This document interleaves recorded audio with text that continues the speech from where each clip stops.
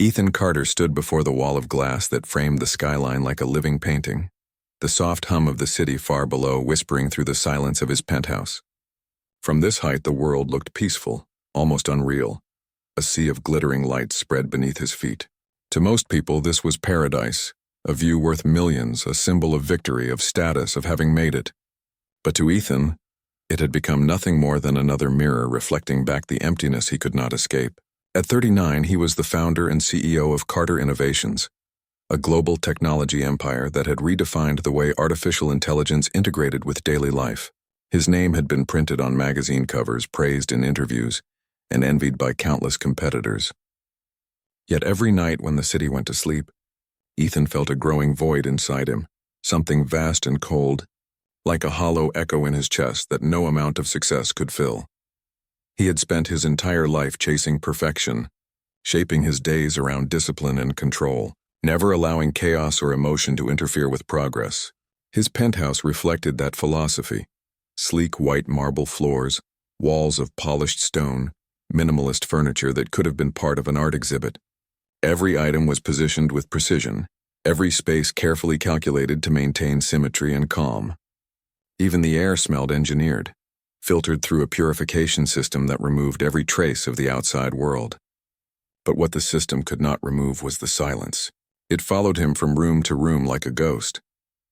That night, Ethan poured himself a glass of sparkling water and leaned against the counter, staring into the reflective surface.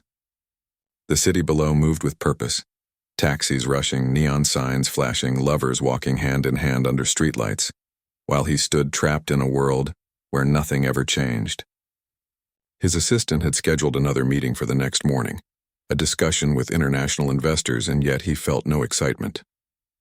He had built an empire, but somehow had lost himself in the process. Down the quiet hallway, a faint sound caught his attention, the soft clinking of dishes being arranged, the distant murmur of movement. He frowned slightly, realizing it was almost midnight. He had forgotten that his new housekeeper had started working that week. What was her name? Lila Ramirez. She had come through an agency with glowing references, quiet and polite, the type who preferred not to be noticed. Ethan barely remembered her face, though he recalled her voice, low, calm, almost musical when she spoke the few words required for her job. Lila had been hired only 5 days earlier, and in that short time, she had already managed to restore a kind of warmth to the space that Ethan had not realized was missing. The flowers in the corner seemed more alive. The windows shone more clearly. The faint scent of lavender sometimes drifted through the air after she cleaned. It was subtle but noticeable, like traces of humanity returning to a place that had long forgotten how to breathe. For Lila, this job was not just work. It was survival. She had come to the city with a heart full of dreams and pockets nearly empty. Her mother's health had been declining back home in San Diego, and the hospital bills had grown far beyond what her modest savings could handle. She had studied nursing but could not afford to complete her degree. When the placement agency offered her a live-in housekeeping job for a wealthy client, she saw it as an answer to a desperate prayer. The agency described Ethan Carter as disciplined, reserved, a man who valued silence and professionalism. For Lila, that was a relief. She had learned long ago that quietness was safety, that blending into the background was the best way to keep a job, especially around men who carried power. Her small room sat tucked behind the kitchen, barely large enough for a bed and a dresser, but it was clean and warm, something she had not had for months. Every morning before dawn, she rose to prepare his breakfast, iron his shirts, and make sure every surface gleamed. She rarely saw Ethan, sometimes only catching glimpses of him through open doors as he crossed the living room, speaking on the phone or reviewing documents. But even from afar, she could sense something about him. The loneliness in his eyes, the exhaustion hidden beneath his perfect composure. That night, after hours of cleaning the dining area following one of his private dinners, Lila finally retreated to her room. Her hands ached from scrubbing, her eyes burned from lack of sleep, yet there was a quiet pride in her chest. She was earning honestly, step by step, and every paycheck brought her closer to her goal of returning home to her mother with enough savings to start over. She removed her uniform and slipped into her soft cotton sleepwear, letting her hair fall loose for the first time that day. The air felt cool against her skin as she stretched her tired arms and reached for the small journal she kept by her bedside, her only secret treasure. Each night she wrote about what she had seen, not the luxury or wealth, but the emotions she imagined behind them, the loneliness behind success, the silence behind power, the human heart hidden beneath marble walls. She had just begun to write when she heard a faint knock, followed immediately by the click of the door handle. Her heart jumped. No one ever came into her room. Before she could speak, the door opened halfway, and there stood Ethan Carter. He froze. For a moment, both of them seemed suspended in time, neither able to process what had just happened. Ethan's hand was still on the door, his expression one of startled surprise. Lila, clutching her journal to her chest, stared at him in shock. The soft lamplight behind her illuminated the small space, the modest bed, the worn notebook, the folded uniform on the chair, all of it a sharp contrast to the world outside her door. I'm sorry, Ethan stammered, his voice breaking the silence. I thought the light was on. I didn't know anyone was still awake. He stepped back immediately, his face pale, his composure cracked for the first time in years. Lila's throat tightened, and though she had done nothing wrong, instinct drove her to apologize too. It's all right, sir. I was just writing. I didn't mean to. She stopped herself, realizing how absurd her words sounded. There was nothing to apologize for. Yet years of caution had taught her that safety often came from taking the blame first. Ethan nodded quickly, almost bowing in discomfort, then closed the door gently and stood there in the hallway, his heart pounding in his chest. It had been a harmless mistake. He had seen the light under the door and thought perhaps something was wrong with the wiring. Yet the look in her eyes, startled, vulnerable, afraid, burned into his memory. He had seen many things in his life, but that expression hit him with a force he couldn't explain. For the first time in a long while, he felt human. Inside the room, Lila sat motionless, her hands trembling slightly as she stared at the door. She could hear his retreating footsteps fade down the hall. A storm of emotions swirled inside her. Fear, embarrassment, confusion, but also something else she could not name. She told herself it didn't matter, that he would probably forget it by morning, that she just needed to focus on her work. But deep down, something had shifted. That night, neither of them slept. Ethan lay in bed, staring at the ceiling, thinking of the way she had looked at him. Not with judgment, not with resentment, but with pure, unfiltered humanity. He realized how long it had been since anyone had looked at him like that.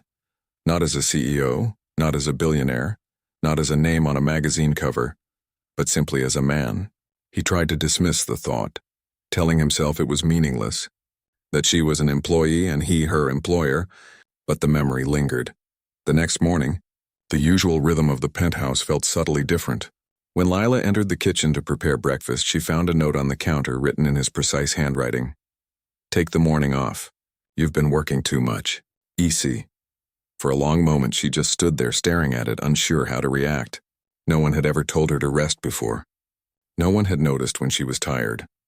A small, uncertain smile tugged at the corners of her lips as she folded the note carefully and tucked it into her journal.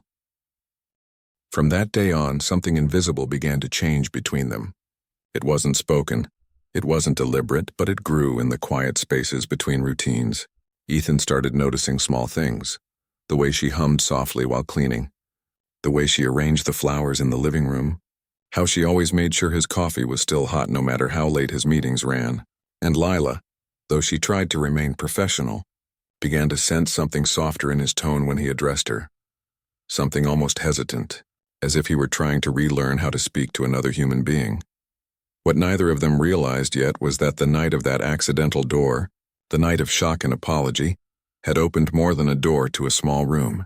It had opened the door to two wounded hearts, both trapped in silence, both searching unknowingly for redemption. As the days turned into weeks, the marble walls that once echoed with emptiness began to carry the faintest traces of warmth, laughter that slipped through the quiet like sunlight through blinds, words that replaced silence, glances that lingered a moment too long. Ethan, the man who had built his empire on control, began to feel the dangerous pull of something uncontrollable. Compassion. And Lila, the woman who had learned to live unseen, began to feel the tremor of being seen. Neither of them dared to name it, not yet. But in the heart of the penthouse high above the restless city, something beautiful had begun. Fragile, uncertain, but alive. And though neither could foresee where it would lead, both would one day look back and realize that it began with a single mistake that was never truly a mistake at all. The morning sun filtered through the tall glass walls of the penthouse, turning the white marble floors into sheets of gold. And for the first time in months, Ethan Carter did not rush to his computer or his phone. He stood at the counter, a cup of black coffee cooling in his hand, staring at the folded newspaper without really reading it. His thoughts were far from the headlines of economic growth or business mergers.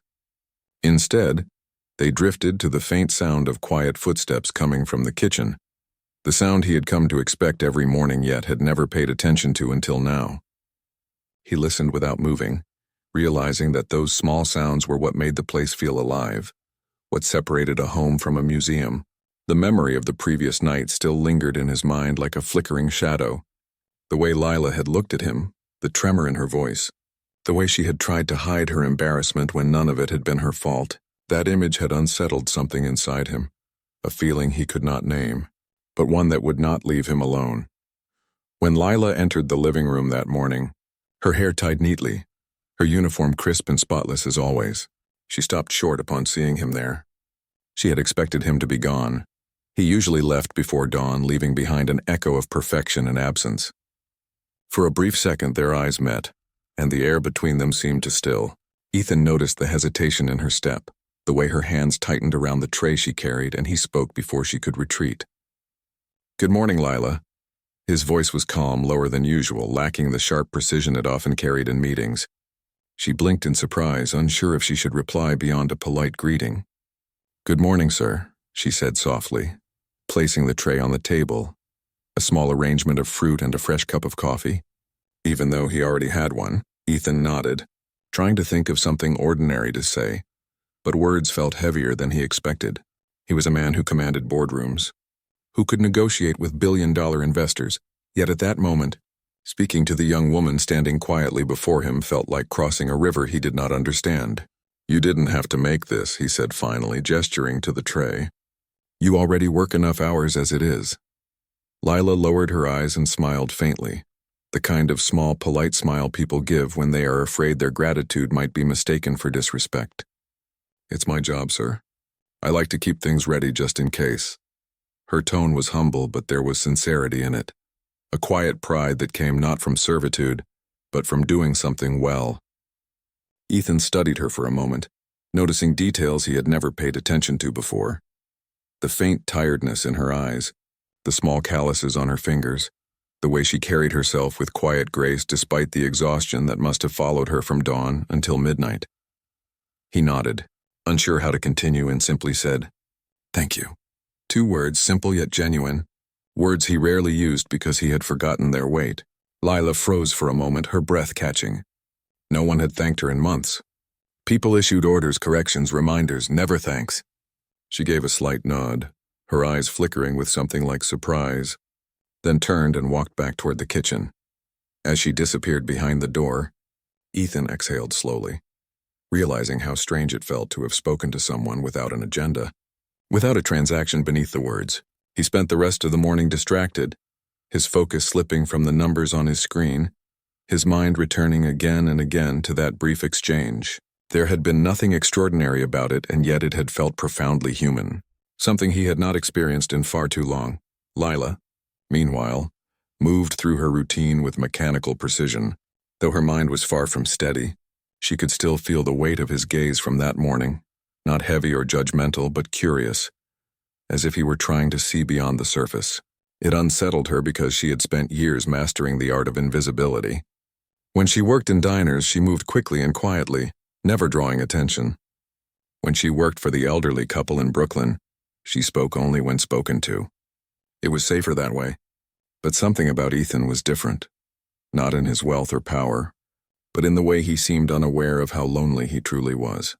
That evening, when the city lights began to twinkle across the skyline, Ethan found himself wandering through the penthouse without purpose. He walked past the rooms that once filled him with pride, the private gym, the wine cellar, the automated office, and realized how cold they all felt. He stopped at the small corner near the kitchen where Lila had placed a vase of white lilies. It was such a small thing, a detail he would normally overlook, but the flowers had transformed the sterile air into something gentle, almost hopeful. He stood there for a long time, staring at them, until he heard her voice behind him. "I'm sorry, sir. I didn't mean to startle you." Lila had entered quietly, carrying a basket of freshly folded linens. Ethan turned, caught off guard by how softly she spoke, and for a moment neither of them moved. "No, it's fine," he said. "I was just looking at the flowers." "You chose them?" She nodded, her fingers tightening around the basket handle. "Yes, sir. I read that lilies bring calmness to spaces that feel empty." She hesitated before adding, "They remind me of home." Her voice softened at that last word, and Ethan caught the subtle ache beneath it. The way the word home meant something she had lost, something she still longed for. He wanted to ask where home was, what her story was, but stopped himself. It wasn't his place to ask, and yet something in him wanted to know. He realized how little he actually knew about anyone in his own life.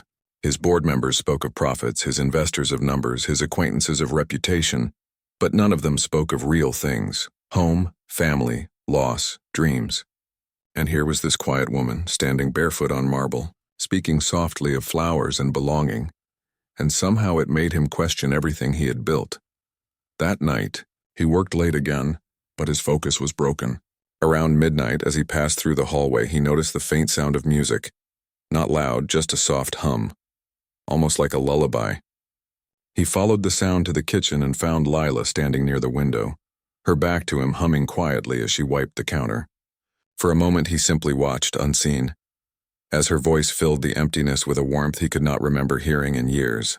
Then, realizing how intrusive that was, he stepped back before she could notice and returned to his room, feeling something stir in him, and a longing not for her, but for what her presence represented, a reminder of humanity, of life beyond numbers and contracts. Over the next few weeks, their interactions became more natural. They spoke in brief exchanges, about the weather, about the flowers, about how quiet the city could seem from above. Ethan found himself looking forward to those small moments, those fragments of connection that felt more real than any corporate victory. Lila, in turn, began to feel less like an invisible shadow and more like a person again. But she also sensed the boundaries she could not cross. He was her employer, a man far above her world, and she reminded herself every night that this job was temporary, that she was here to earn money and leave.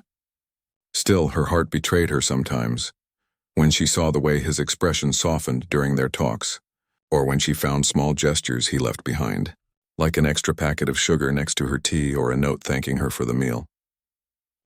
Yet beneath those tender beginnings lay the weight of unspoken things. Ethan carried the burden of years spent hiding behind walls of success, while Lila carried the silent pain of debts, of dreams deferred, of nights spent wondering if life would ever give her more than survival. They were two souls living in the same space but divided by an invisible gulf: wealth, class, history, fear. And yet, neither could deny that something unseen was bridging that distance. Thread by thread, day by day, one evening, as rain lashed against the glass walls, a storm sweeping over the city, the power flickered for a moment before stabilizing. Lila hurried to check the windows, making sure they were sealed, when she noticed Ethan standing on the balcony, unmoving, watching the storm. Without thinking, she grabbed an umbrella and stepped outside, the cold wind biting at her skin. "You'll catch a cold, sir," she said softly, holding the umbrella above them both. Ethan turned, surprised, his hair slightly damp, his eyes reflecting the lightning that split the sky. "I forgot what rain felt like," he murmured, almost to himself. They stood there together in silence, the storm raging around them, the umbrella trembling in her hands. For a moment, the world seemed to shrink until it was just the two of them. Two hearts that had lived in isolation, now sharing the simplest of human moments, standing in the rain, breathing the same cold air, feeling something that words could not define. And though neither of them spoke, both understood something had changed. Not love, not yet mine, but understanding, respect, and the fragile beginning of something that might one day heal them both. That night, as Lila wrote in her journal, she paused over the page and stared at the words she had just written. Sometimes, the people who seem to have everything are the ones who have lost the most. She looked at the folded note he had given her days ago. "Take the morning off. "You've been working too much," and smiled faintly before closing her eyes. In another room, Ethan sat by the window, watching the city lights flicker like distant stars. He felt something he had not felt in years, peace. Not the peace that came from achievement or control, but the quiet peace that came from simply existing in the presence of someone who reminded him what being human felt like. And though he didn't yet understand why, Ethan Carter knew that his life from that moment forward would never again be the same. Weeks turned into months, and in the quiet rhythm of the penthouse, something delicate had begun to bloom. Not in grand gestures or spoken confessions, but in the unspoken understanding between two people who had learned to survive their separate worlds in silence. Ethan had started to notice the smallest things. How Lila always left the curtains open in the morning so the light would fall across the breakfast table. How she hummed softly while cleaning. How she always left one window slightly open in the study so the air would not grow stale. These were not tasks written in her contract. They were the quiet ways she cared about the space she lived in. And without realizing it, she had begun to soften the edges of Ethan's world. For years, he had treated his home as an extension of his office, a place of order and control, but now it was slowly becoming something else, something alive. Lila had also begun to change, though she barely noticed it herself. There was a time when she had moved through her work as though invisible, keeping her gaze low, her words brief, her steps light. But now, there were moments when she caught herself smiling while arranging flowers or setting the table, as if some small part of her heart had remembered what joy felt like. Ethan's kindness, though quiet and restrained, had touched her deeply. He never treated her as lesser, never raised his voice, and never looked at her the way others had before, with ownership or pity. He looked at her with curiosity, sometimes even respect, and that, to someone who had been unseen for so long, meant everything. But human hearts are fragile things, and even the gentlest changes can carry unseen dangers. It was a rainy Wednesday afternoon when the first crack appeared, small and almost invisible but destined to widen. Ethan had returned home earlier than usual, after a tense meeting with his board of directors. There had been disagreements about a major merger, harsh words exchanged behind polished conference tables, and though he had smiled and maintained his composure, the tension had followed him home like a shadow. He walked into the penthouse, shoulders tight, mind heavy, and found Lila polishing the silverware in the dining area. She looked up and immediately sensed something was wrong, not from his expression, which was calm as ever, but from the way his eyes seemed distant, the way his movements were sharp, mechanical. "Welcome back." "Sir?" she said gently, pausing her work. Ethan nodded absently, loosening his tie, and replied, "Thank you, Lila. You can take the evening off." His voice was flat, not unkind, but distant in a way that made her chest tighten. "Are you all right, sir?" she asked quietly, the words slipping out before she could stop them. He froze, surprised not by the question but by the fact that she had dared to ask it. No one ever asked him that. Not his investors, not his staff, not even the people who pretended to care for him at social events. He looked at her for a long moment, his jaw tightening as though holding back the flood of everything he didn't want to say. "It's just business," he said finally, dismissively, turning toward the living room. But the way he said it, the weariness in his tone, made Lila's heart ache. That night, while preparing to leave the kitchen, she noticed the light still on in the study. She hesitated at the doorway and saw him sitting at his desk, the room dark except for the glow of his computer screen. Papers were scattered across the table, his jacket draped over the chair, his posture rigid. Without a word, she stepped quietly inside, carrying a small tray with a cup of chamomile tea, something she had started preparing for him on stressful nights. "Sir," she said softly, placing it beside his hand, "you should rest. You've been working since you got home." Ethan looked up, startled, as if waking from a trance. "I didn't ask for—" he began, but stopped himself when he saw her expression. There was no fear in her eyes, no subservience, only quiet concern. He took a breath and nodded. "Thank you, Lila." She smiled faintly, turning to leave, but his voice stopped her. "Do you ever wonder," he said slowly, his eyes fixed on the city lights beyond the glass, "if everything we chase is just a way to fill something we can't admit is missing?" Lila froze, the question sinking deep into her heart. She turned back toward him, unsure if he expected an answer. "I think," she said finally, Sometimes people forget that peace doesn't come from what they have, but from what they can give. Her words were simple, but they struck Ethan like lightning. He leaned back in his chair, his gaze softening. "And what do you give, Lila?" he asked quietly. She met his eyes for the first time that night and said, "Hope, sir, even if it's small, even if it's just keeping a home warm for someone who has forgotten what warmth feels like." Ethan said nothing, but something in him cracked open, a fracture running through the wall he had built around himself. When she left the room, he sat for a long time staring at the untouched tea, the steam curling upward like a fragile ghost. For the first time in years, he felt the urge to put his work aside and simply think, not about money or growth, but about life, about meaning, about the strange light this young woman had brought into his carefully ordered world. But every light casts a shadow, and the world he lived in was not kind to vulnerability. The next week, a rumor reached his executive assistant that Mr. Carter had become distracted, that a certain housekeeper had become too comfortable around him. It was the kind of whisper that thrived in corporate circles, where envy and judgment were currency. When his assistant, a sharp woman named Dana, brought it up delicately, Ethan's jaw tightened. "I don't appreciate gossip," he said curtly, ending the conversation. But the damage was already done, not because he believed the rumor, but because he suddenly realized how fragile the balance was. One careless misunderstanding could destroy her life, not his, and that thought haunted him. That evening, as Lila finished folding laundry, he appeared at her door, not by accident this time, but with purpose. She looked up in surprise, her hands still on the folded sheets. "Sir?" she said softly. He hesitated, struggling to find the right words. "I wanted to make sure you're comfortable here," he began awkwardly.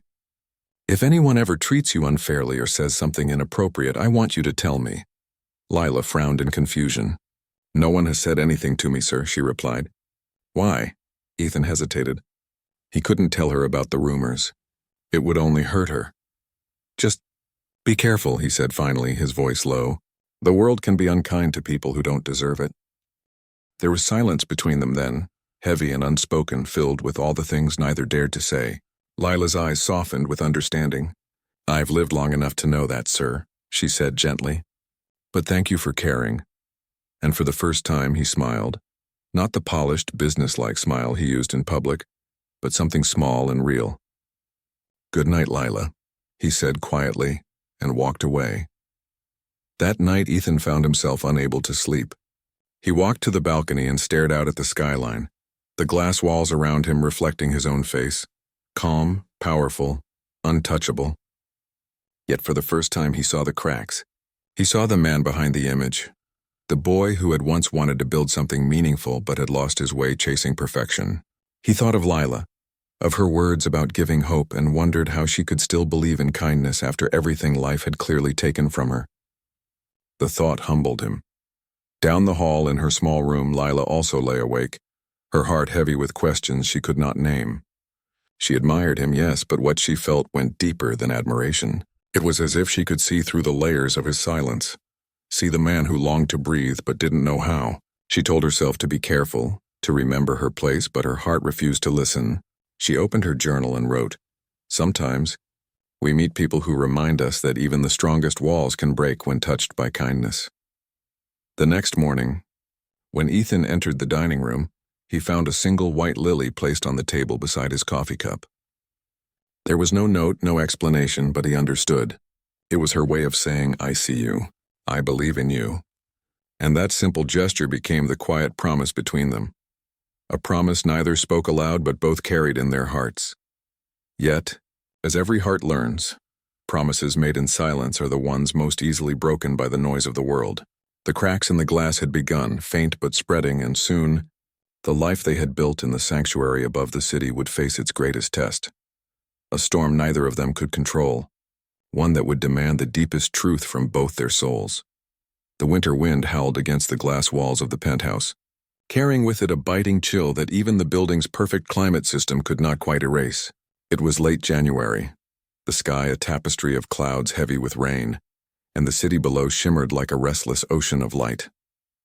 Inside, everything appeared calm and pristine as always. Yet beneath that stillness, a storm had begun to brew. Not in the sky, but within the hearts of two people who had come to mean more to each other than either dared to admit. Ethan Carter had built his life upon discipline and control, but no amount of logic or planning could manage the strange, unstoppable feeling that had begun to grow inside him. It wasn't love as he had once understood it, polished and predictable. It was something quieter and more dangerous, the longing to be known, the hunger to be seen without judgment. Leila Ramirez had become a presence in his world that he could not define yet could no longer ignore. She didn't fit into his schedule, his structure, or his strategies. She simply existed, honest, kind, unpretentious. A living reminder of the humanity he had buried beneath ambition. It had been 6 months since the night he had accidentally opened her door. 6 months that had changed everything. What began as awkward politeness had evolved into something profound, built from shared silences, small acts of care, and unspoken understanding. Lila continued to do her work with the same dedication, but the air between them carried a new warmth, a quiet awareness that neither spoke of, but both felt in every glance, every word. Yet, as all beautiful things do, that fragile peace stood on uncertain ground. The world outside their quiet bond was beginning to take notice. It started with whispers, subtle and poisonous, carried by those who thrived on envy. One afternoon, while Ethan was away at a conference, a senior executive named Trevor Collins visited the penthouse to drop off confidential documents. He was one of those men who believed power made him untouchable, whose arrogance filled every room he entered. Lila opened the door politely, unaware of the danger that came with his smile. "You must be the famous housekeeper," he said, his tone dripping with condescension. "Mr. Carter's been keeping you busy, I hear." She blinked, unsure how to respond, but before she could, he stepped closer, his eyes narrowing with cruel amusement. "Be careful, sweetheart. Men like Ethan don't keep girls like you around for long. When he's done, you'll be back where you started." The word struck her like a slap. She froze, her chest tightening as shame and anger fought for space inside her. "You're mistaken, sir," she said quietly, her voice trembling despite her effort to stay composed. "I'm only here to work." Trevor smirked, clearly pleased by the discomfort he caused, then tossed the folder onto the table and walked away, muttering something she could not bear to hear. When the door closed behind him, Lila stood motionless for several minutes, her hands shaking, the sting of humiliation burning through her. She knew she had done nothing wrong, but words like that had a way of planting seeds of doubt. By the time Ethan returned that evening, the brightness in her eyes had dimmed. He noticed immediately. "Lila," he said, his tone gentle, "are you all right?" She hesitated before replying, forcing a small smile. "Yes, sir." "Just tired," but Ethan was not convinced. For the rest of the evening, he watched her move through her routine, quieter than usual, her shoulders slightly slumped, and his unease grew. Later that night, when he found the folder on the counter with Trevor's handwriting, realization dawned. He didn't need to ask what had happened. He could already imagine it. Anger flared in him, cold, sharp, and protective. For years he had mastered the art of restraint, but that night his composure fractured. He called Trevor immediately, his voice cutting through the line like steel. "If I ever hear you speak to anyone on my staff again in a manner less than respectful," he said, each word deliberate, "you will no longer have a place in my company." "Do I make myself clear?" Trevor tried to laugh it off, but the tone in Ethan's voice silenced him. "Crystal," he muttered before hanging up. Ethan paced the room for a long time afterward, his anger slowly cooling into something heavier. Guilt. He should have protected her better. He had brought her into his world without realizing how cruel that world could be. When he finally approached her room, he stopped outside the door, uncertain whether to knock. He could hear faint music playing inside, a slow, soothing melody, and her soft voice humming along. It was a sound that calmed him instantly, yet also broke his heart because he knew that behind that calm was pain she didn't want to show. "Lila," he said softly after knocking. She opened the door, her face calm but her eyes still clouded with the shadow of earlier. "Yes, sir?" she asked. He hesitated before replying. "Did Trevor Collins say something to you today?" She froze for a moment, then shook her head. "No, sir, nothing important." Her attempt to protect him even from the truth made something inside him ache. "Lila," he said gently, "you don't have to protect anyone from my world. Especially not me." For the first time, her composure cracked, "It's not your fault," she said, her voice trembling. "I've heard worse. People always think they know who I am just by looking at me." Ethan's jaw tightened, his chest heavy with remorse. "I'm sorry," he said simply. And though it seemed such a small phrase, she could feel the weight behind it. That night marked a turning point. The storm outside grew stronger, lightning flashing across the glass as if the sky itself was mirroring their turmoil. As rain hammered against the windows, Lila sat by the small heater in her room, staring at her hands. She had come here to work, to save money, to rebuild her life. But now she was entangled in something far more complex. She cared for a man she could never have, a man who lived in a world where people like her were invisible, and yet she could not deny what her heart whispered in the quiet hours, that he had changed her, that she had changed him too. Ethan, in his room, felt the same torment. He told himself it was wrong to feel this way, that their lives were too far apart, that the world would never understand. But logic had no power over emotion. He remembered her words from months ago, that peace comes from what one gives, not what one has, and realized that she had already given him more peace than all his success combined. He walked to the window, watching the rain, and whispered to his reflection, "I can't lose her." The following morning, the storm had passed, but the city remained gray and damp. Ethan asked Lila to sit with him for breakfast, something he had never done before. She hesitated, uncertain, but he insisted. "Please," he said quietly, "just for a few minutes." They sat across from each other, the silence between them thick but not uncomfortable. Finally, Ethan spoke. "I've lived my life surrounded by walls," he said, his voice low. "Walls I built to keep people out. But somehow you walked right through them without trying, and now I don't know who I am without your presence in this place." Lila looked down, her heart pounding, unsure if she had heard him correctly. "Sir, I don't know what to say," she murmured. "Say nothing," he replied gently. "Just know that I'm grateful. You reminded me what being human feels like." For a moment they sat there in stillness, the noise of the city far below like distant waves. There was no need for more words. The truth lived in the silence between them. Yet both knew that the world beyond those walls would not stay silent forever. The whispers would grow, the judgment would come, and choices would have to be made. That night, as the last of the storm clouds drifted over Manhattan, Lila stood by the window in her small room, looking out at the skyline. The lights reflected in her eyes like stars, and though tears gathered there, they did not fall. She whispered to herself, "Even if I have to leave one day, I'll never forget what he taught me, that even in a world of steel and glass, hearts can still find warmth." Across the hall, Ethan stood by his own window, unaware that she was doing the same. Two souls, separated by walls but bound by understanding, both staring at the same horizon, both silently praying that their fragile peace could survive whatever came next. The storm above the city had passed, but in their hearts, another one was only just beginning, one that would demand courage, sacrifice, and truth. Spring arrived quietly, softening the city's hard edges with sunlight and rain.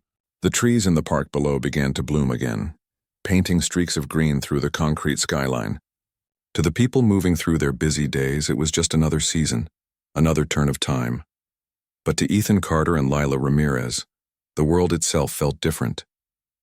The months that had passed since the storm had reshaped them both in ways they could never have predicted. What had begun as a fragile thread of kindness had grown into something powerful and unspoken, something that neither dared to name but both carried within them like a secret flame. The penthouse that once echoed with silence now held traces of laughter, warmth, and life. Ethan had learned to slow down, to speak softly, to notice small miracles, the sound of rain, the scent of coffee, the color of dawn.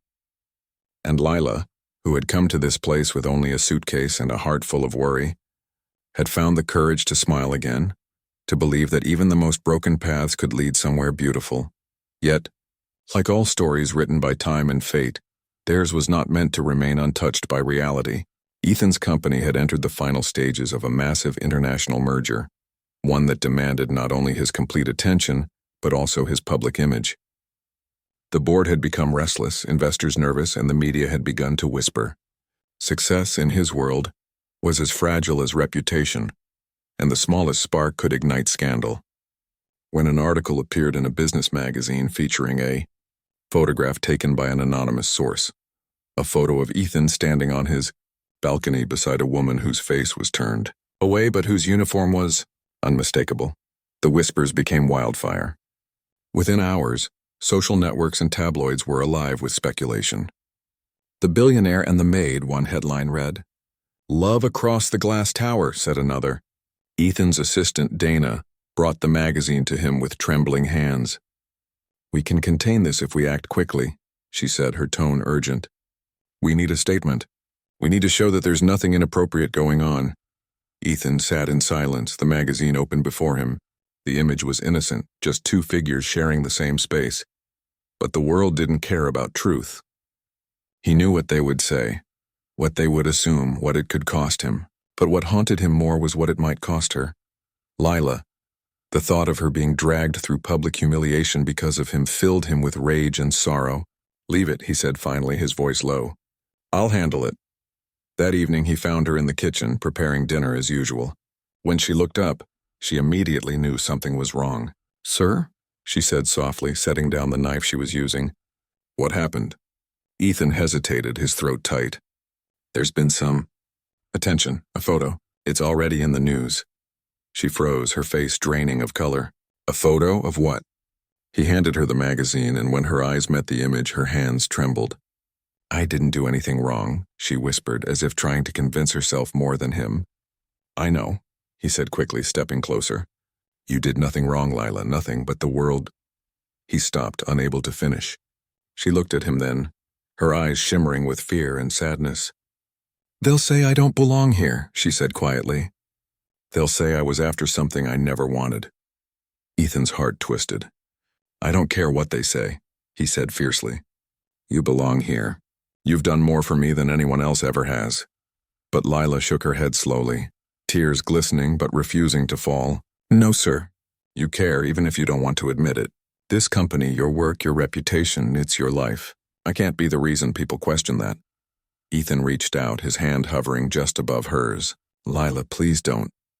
You've given me more kindness than I ever thought I'd find in this city," she said, her voice breaking, "and I'll always be grateful for that. But maybe kindness isn't always enough to fight the world we live in." That night, after she went to her room, Ethan sat alone in the living room, the city lights casting reflections across the glass walls. He had built his empire on strength and certainty, yet now he felt powerless. He wanted to protect her, to fight for her, but every move he made seemed only to tighten the trap around them. He barely slept. At dawn, when the first rays of sunlight touched the skyline, he rose with a decision in his heart, a decision that felt like tearing a part of himself away. When Lila entered the kitchen that morning, she found an envelope on the counter with her name written in his careful handwriting. Her breath caught as she opened it. Inside was a letter and a check, the largest amount of money she had ever seen. The letter was brief, written in the same steady tone he used for everything, but beneath the words she could feel the ache of what he was trying to hide. "Lila, you once told me that peace comes from what we give, not what we have. You've given me more peace than I thought I'd ever deserve. Because of you, I remembered what it means to be human, to feel, to care, but the world we live in isn't kind, and I won't let it destroy what you've rebuilt for yourself. Take this as a start, not as payment, but as a door. Finish your studies. Help others. Live the life you always dreamed of. And know that wherever you go, you changed someone who had forgotten how to feel alive." With gratitude and respect, Ethan, by the time she finished reading, her tears had finally broken free, falling onto the paper. She didn't care about the money. It meant nothing. What broke her was the realization that he was letting her go not out of rejection, but out of love, the kind that sacrifices itself quietly. She packed her small suitcase that afternoon, her movements slow and trembling, every object she touched heavy with memory. Before leaving, she walked through the penthouse one last time. The lilies she had placed weeks ago were still on the table, now slightly wilted but still beautiful. She replaced them with fresh ones from the vase she kept in the kitchen and whispered, "Goodbye." When Ethan returned later that evening, the apartment was silent again, not the peaceful silence Lila had brought, but the old hollow silence of marble and glass. He found her note on the table beside the vase of new lilies. "Sir, you once said I walked through your walls without trying. I think you walked through mine too. I'm not leaving because I want to. I'm leaving because sometimes love means stepping away so that the other person can be free from judgment, from pain. I'll finish my studies. I'll help people the way I always dreamed of. And every time I see lilies, I'll remember the man who taught me that hearts can change, even after years of silence. With gratitude, Ethan read the note over and over until the words blurred before his eyes. He sat down at the table, his hands trembling, and for the first time in many years he allowed himself to cry, not with bitterness, but with a kind of release that felt like redemption. The apartment felt impossibly large that night, every corner echoing with her absence. Yet in that emptiness he could still feel her presence, in the soft scent of the lilies, in the faint memory of her voice, in the quiet peace she had left behind. Months passed. The merger went through successfully. The rumors faded as quickly as they had come, replaced by new scandals and new headlines. To the world, Ethan Carter remained what he had always been, the brilliant, untouchable CEO who ruled from his glass tower. But those who met him now noticed something different. His tone was gentler, his smile softer, his eyes calmer. He donated millions to scholarship programs for young women pursuing nursing and healthcare. He began mentoring youth from underprivileged communities, something he had never done before. When asked why, he simply said, "Because someone once reminded me that success without compassion isn't success at all." One evening, almost a year later, Ethan attended a charity gala at a downtown hospital. The event was in honor of a new medical outreach program for low-income families. As he walked through the crowded hall, shaking hands and giving brief interviews, his gaze fell upon a young woman standing by the reception table, speaking with patience. Her hair was longer now, tied neatly behind her head, and she wore a white nursing uniform that fit her perfectly. For a moment his heart forgot to beat. Lila turned, sensing his eyes before she saw him. When their gazes met, the noise around them seemed to fade into silence. Neither of them moved for several seconds, both caught in the shock of recognition and memory. Finally, she smiled. Not the shy smile of a housekeeper, but the radiant, confident smile of a woman who had rebuilt herself. Ethan walked toward her slowly, his chest tight. "You did it?" he said softly when he reached her. "You finished your studies." She nodded, tears glistening in her eyes. "I did. And you kept your promise, and you changed lives." For a moment, neither spoke. There was nothing left to explain, no apology to give. Everything that needed to be said had already been written in the choices they made. Lila looked at him, her expression calm, and said, "You once told me you didn't know who you were without your work. Do you know now?" Ethan smiled faintly. "I think I'm still learning," he said, "but I know who helped me start." She laughed softly, a sound that still carried warmth even after all that time. They didn't make grand promises or speak of impossible futures. Life had taken them down different paths, and that was how it was meant to be. But as they stood there, two people who had healed each other in ways neither fully understood, they realized that love doesn't always mean possession. Sometimes it means presence, being the reason someone believes again in kindness, in dignity, in the possibility of change. When the evening ended, they parted with a quiet goodbye and a lingering glance. Lila walked into the night, her steps light and sure, while Ethan watched her disappear into the glow of the city she had once feared.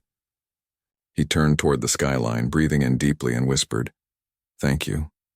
Back in his penthouse that night, Ethan placed a new vase of white lilies on the table.